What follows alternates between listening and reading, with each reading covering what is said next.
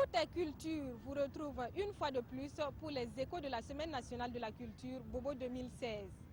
Au menu, zoom sur les Woloso et leurs moyens de médiation et apprentissage du Dien, une danse traditionnelle du Nundiel. Bienvenue à tous. Nous sommes au village des communautés pour faire une fois de plus un clin d'œil au thème de la présente SNC. La cohésion nationale, c'est la quête permanente des Woloso dans la Leraba. Avec des méthodes propres à eux, ils arrivent à apaiser des tensions autour d'eux. Zoom sur leur pratique avec Betty Bienaon et Karim Sissé.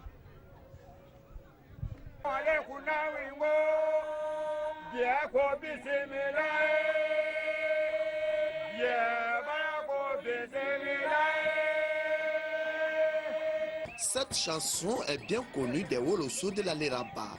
Une chanson chantée généralement pour apaiser les cœurs lors des conflits. Les Woloso à Sendou représentent, ça joue un rôle très important pour le maintien même de la société, Djoula et même Senufo à Sendou. À Sendou, la médiation des Woloso ne se limite pas qu'aux autochtones. Elle s'étend à toutes les ethnies sans exception. On n'est pas Moussi, mais s'il se trouve qu'il y a des Moussi chez nous ici, on a entendu qu'il y a des accords chez eux là-bas. On a pardonné, fatigué, et que le chef de canton nous envoie là-bas pour intervenir. Dès notre arrivée, nous on envoie l'argument en chanson des sexes, en chanson. Dès qu'il entend ça, leur parole là, ça va finir. En cas de conflit, une fois qu'un membre de cette communauté intervient, les belligérants sont obligés d'enterrer la hache de guerre. Woloso intervient auprès d'un Oron. Il connaît sa sensibilité sociale. Il va tout doucement, il met ses bras derrière le dos et il s'agenouille le dos vers le Oron. Et le Oron doit détacher ces deux bras pour dire voilà, c'est fini. Par exemple, quand les Woloso viennent pour intervenir chez toi pour que tu arrêtes un conflit et que tu refuses, les Woloso sont capables de s'organiser, ils viennent chez toi, ils se mettent tous nus. Les femmes vont dire de venir les faire la cour, les faire l'amour, les hommes vont dire que si tu es impuissant et ils sont là pour t'aider et ils se mettent tout nus. Et donc tu es obligé de céder et bien sûr en payant pour réparer l'erreur du fait qu'ils se sont déshabillés, tu payes une dot coutumière. De nos jours, avec la modernité, cette pratique culturelle est en perte de vitesse, nous confesse Tiemoko Ouattara, guide touristique à Sendou. Et si rien n'est fait pour sa sauvegarde, ça sera une perte dans la quête de la cohésion sociale, a-t-il ajouté.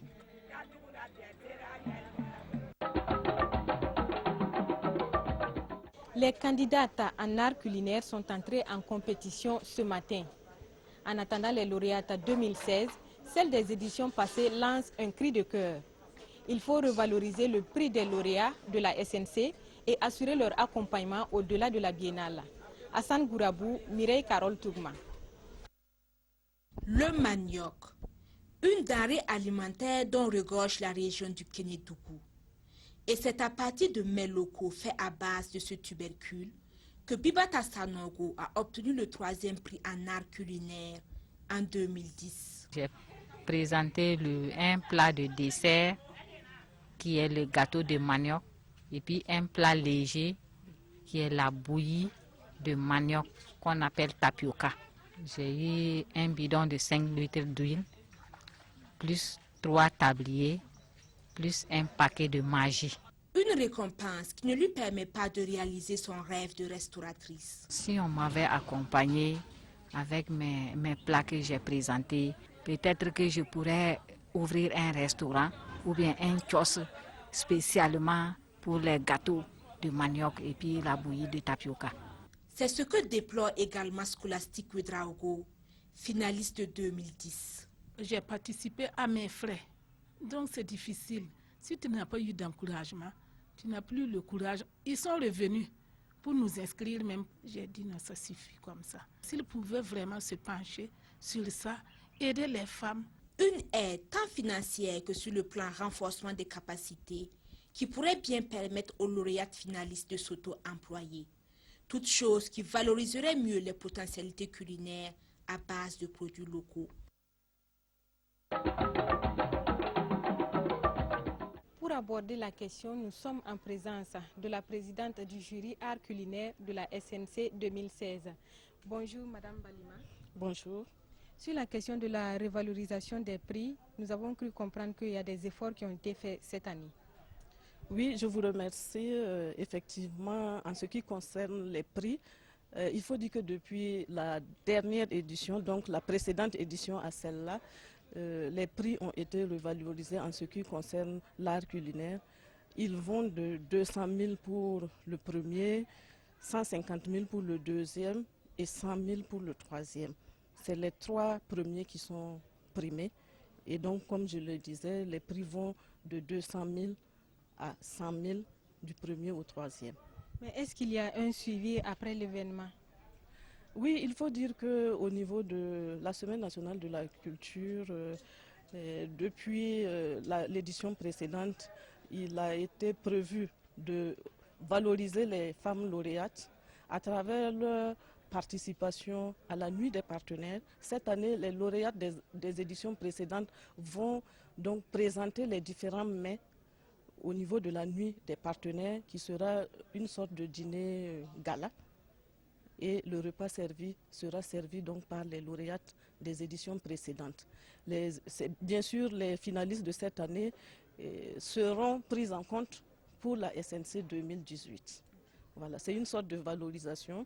Également, si je crois bien le DG de la Semaine nationale de la culture, il y a l'édition d'une plaquette qui va reprendre tous les mets qui ont été primés depuis la première SNC jusqu'à la 18e édition.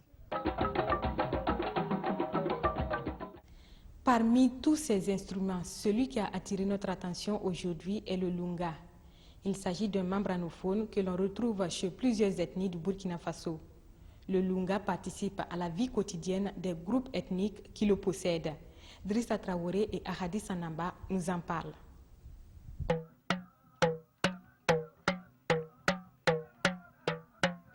Cette façon de taper trouble la quiétude des populations en pays Gouroussi, et plus précisément chez les Liélé. Ce ton annonce la mort d'une personne âgée.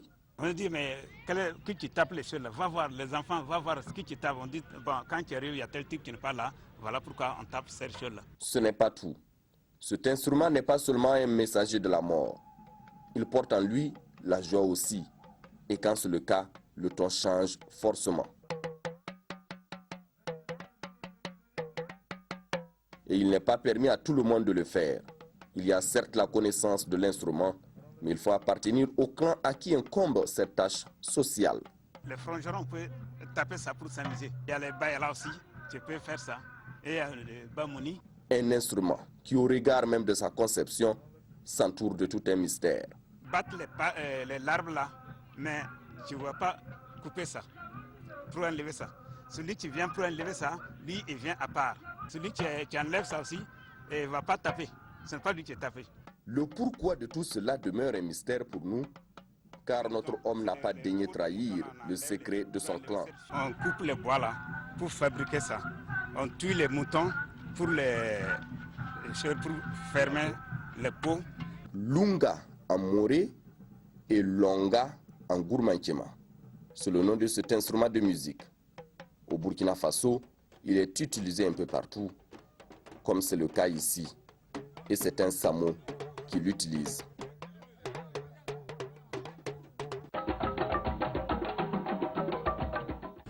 Le dien, ça vous dit quelque chose? Non? Eh bien, le dien, c'est notre danse traditionnelle du jour. On l'a dénichée dans le Numbiel où elle intervient dans les moments de joie comme de tristesse. Là, on se met debout et on suit les pas de Ali Traoré, coaché par la troupe Ika.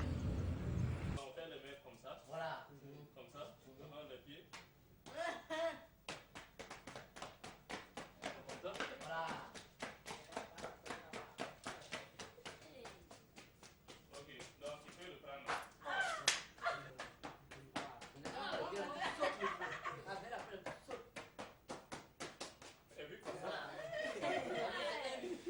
alliés, quand le tambour va commencer, ils vont donner un cri. Donc quand ils donnent le cri, Et là, vous tous vous répondez. Et puis, le cri là c'est comment? Quand ils vont crier comment? Ils vont crier comme le cri comme ça. Et puis vous allez répondre oh. C'est bien.